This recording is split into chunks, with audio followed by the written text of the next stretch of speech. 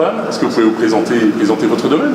Donc moi c'est Antoine Schmitt, je travaille sur le domaine familial depuis maintenant 5 ans. Sur le millésime 2018, on travaille sur une surface d'à peu près 17 hectares total et 15,80 en production.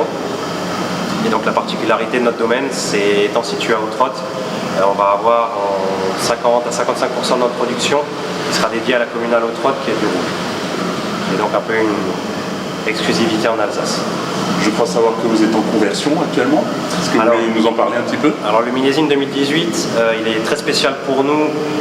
Alors déjà de par sa précocité et sa qualité, mais surtout parce que en effet c'est notre première année de conversion vers l'agriculture biologique.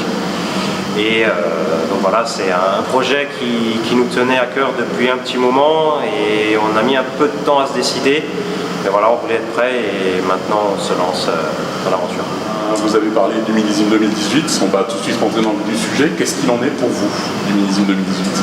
Alors le millésime 2018, il est exceptionnel et très atypique parce qu'on va avoir des qualités de raisin qui sont très exceptionnelles, des maturités qui sont très exceptionnelles. On va avoir des rouges qui ont des couleurs qui sont très prononcées et qui n'ont pas été souvent vues en Alsace. Au niveau des blancs, on va être sur des choses, voilà, il fallait être très réactif au niveau des vendanges parce qu'on a surtout dans la famille des pinots des maturités qui ont évolué très rapidement en très peu de temps, vers le 10-15 septembre. Il fallait être relativement réactif et au final ça va se traduire par des vins qui vont avoir un bel équilibre avec peut-être un léger manque de fraîcheur, mais bon, ce sera l'effet millésime.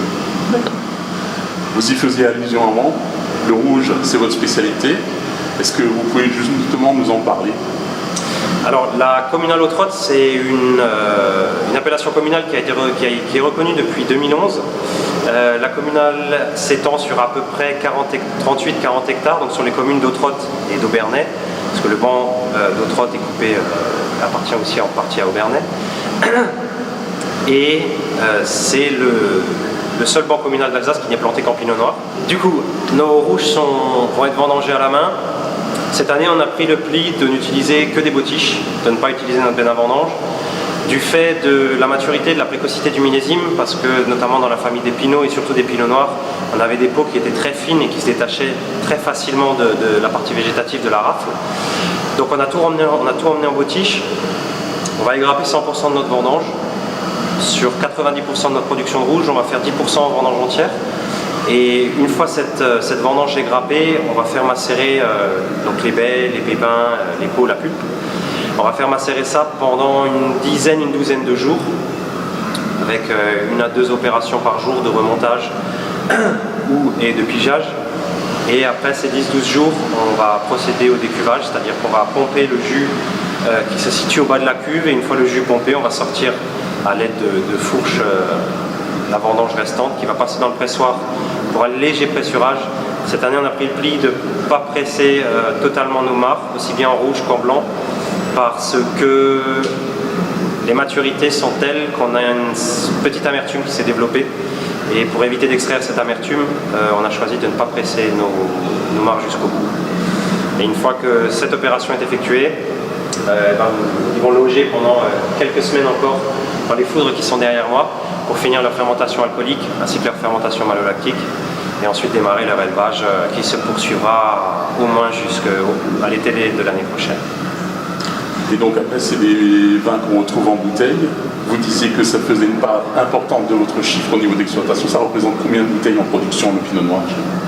Alors le pinot noir il va représenter pas loin de 55 000 bouteilles par an.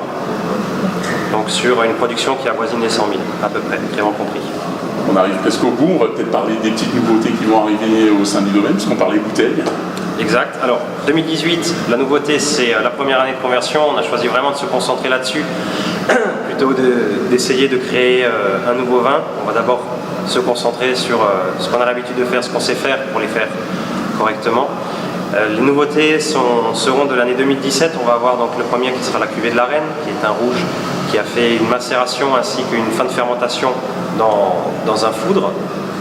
Et la seconde nouveauté, c'est C'est un vin blanc de cépage sylvaner issu de nos vieilles vignes qui a fait un élevage pendant 1 an et demi dans des demi-muids bourguignonnes et qui du coup dénote énormément par rapport au sylvaner classique qu'on retrouvera sur les tables alsaciennes.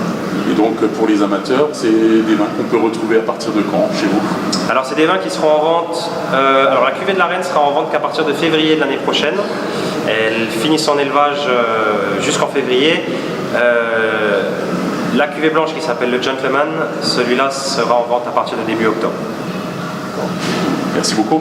Merci Pascal.